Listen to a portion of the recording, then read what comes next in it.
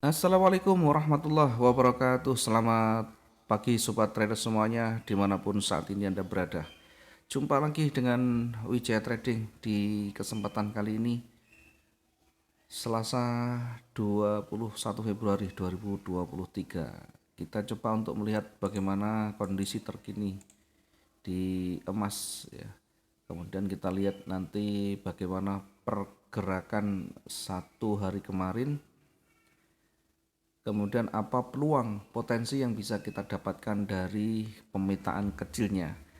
Baik, kita lihat dulu di satu hari kemarin. Seperti halnya di hari sebelumnya, kita sudah sampaikan bahwa kekuatan bullish masih kekuatan buyer dan seller masih cukup kuat. Dua-duanya sama punya peluang, tetapi akan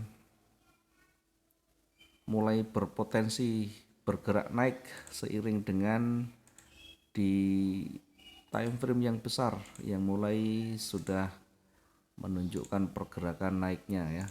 Kalau kita lihat dari sisi time frame yang lebih besar di time frame daily, perhatikan pergerakan seller yang cukup kuat kemudian mulai berkurang di sana. Mulai ada penolakan yang cukup signifikan dan berubah menjadi warna hijau yang cukup tebal. Meskipun baru awal tetapi setidaknya kekuatan seller sudah mulai berkurang dan bullish sudah mulai muncul dengan cukup kuat di sana. Satu hari kemarin ditutup dengan posisi seller lebih dominan namun cukup tipis ya, masih ada keraguan di sana. Turun juga masih berat, naik pun juga tidak ada kekuatan yang lebih signifikan ya. Tetapi tetap saja dari sisi baris atau dari sisi kecenderungan masih akan bergerak naik. Meskipun seller secara umum masih kuat, tetapi dari histori yang terdekat sudah mulai ada pelemahan kekuatan seller dan mulai berganti menjadi hijau ya. Perkiraan kita akan terus bergerak naik meskipun maksimal di range yang tidak terlalu panjang ya, sekitar 2500-an, sehingga kalau bergerak naik ada peluang hingga mendekati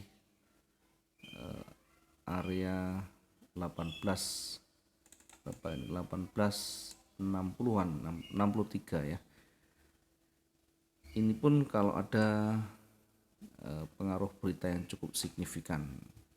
Tetapi jika tidak ada yang signifikan, maka akan tidak terlalu jauh ya, akan bergerak di kisaran ini ya 1859.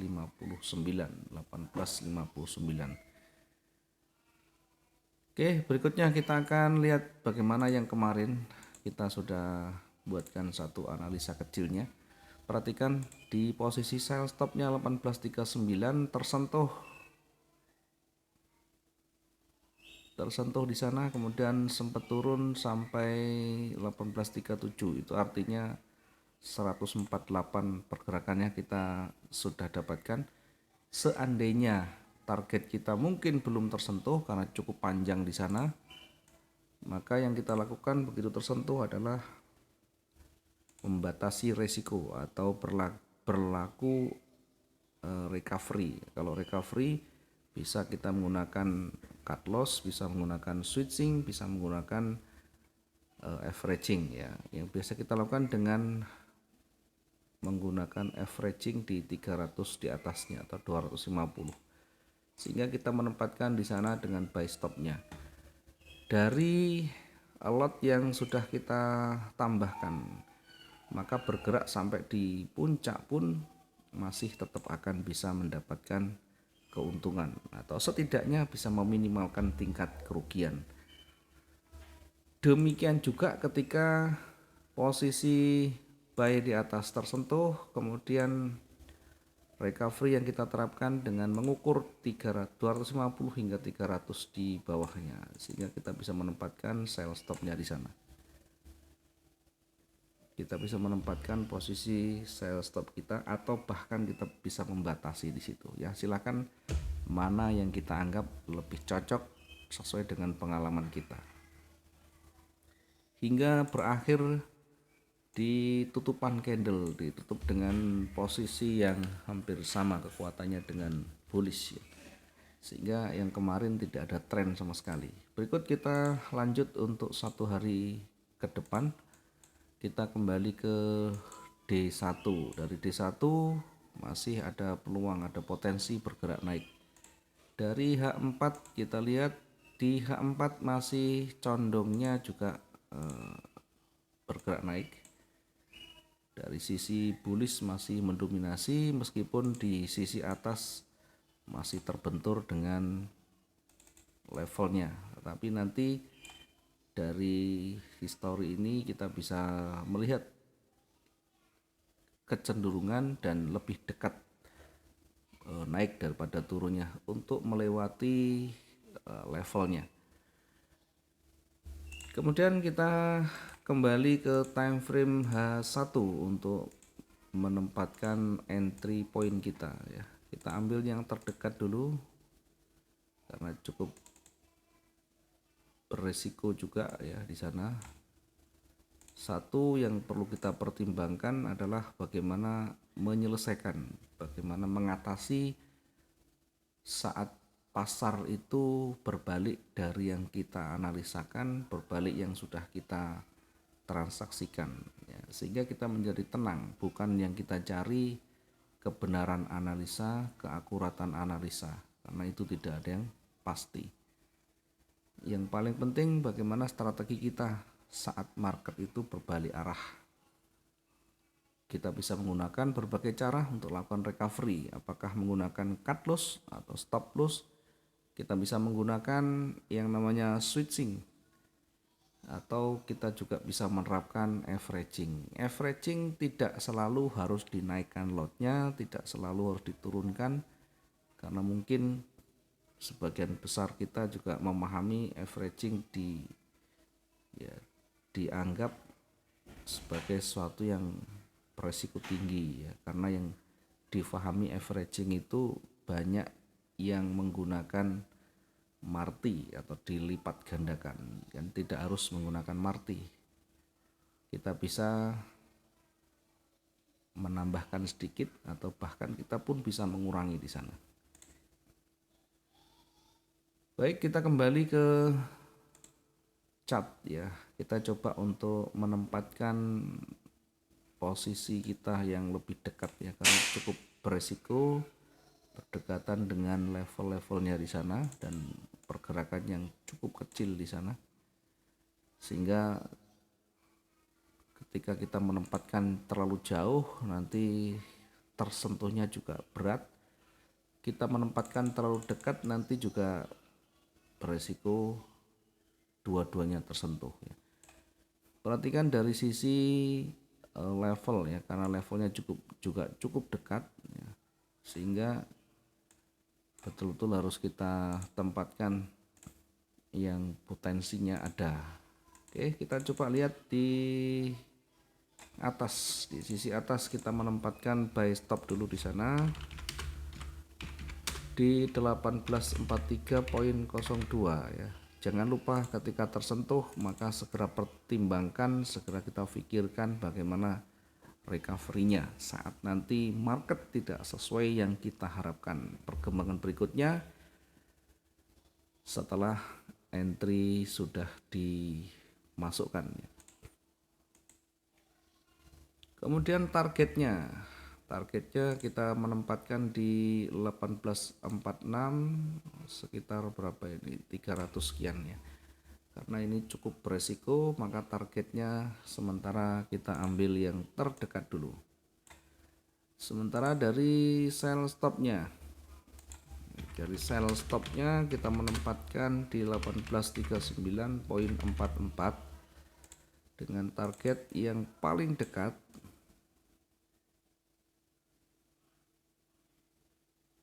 di 1837. Kenapa kecil sekali ya? Oke, ini target pertama yang di bawah atau selnya, ini target 1 ya. Kemudian target yang kedua kita tempatkan di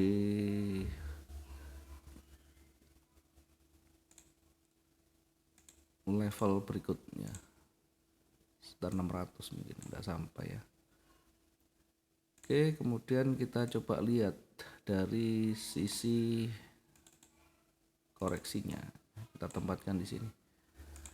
Target kedua kita tempatkan di 1834. Ya, target kedua kita tempatkan di 1834. Sementara yang di atas untuk targetnya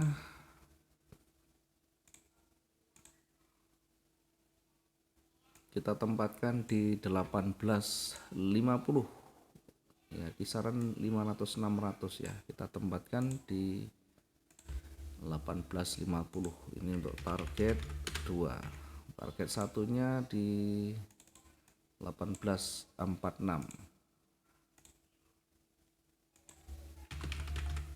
1846.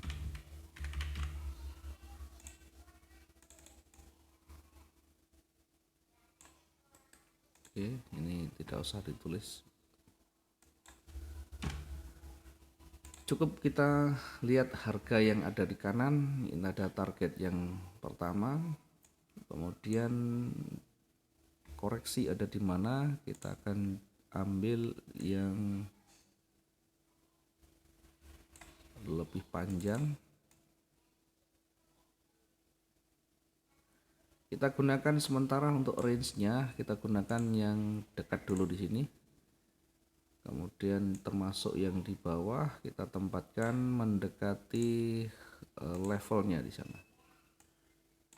Di atas juga kita tempatkan mendekati levelnya.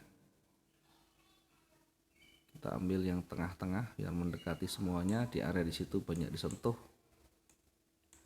Sebagai area koreksi ya, sekaligus mungkin bisa jadi sebagai area reversalnya. Kita tempatkan dengan sell limit di 1858,16 ya, tidak harus kita tempatkan limitnya, setidaknya untuk kehati-hatian.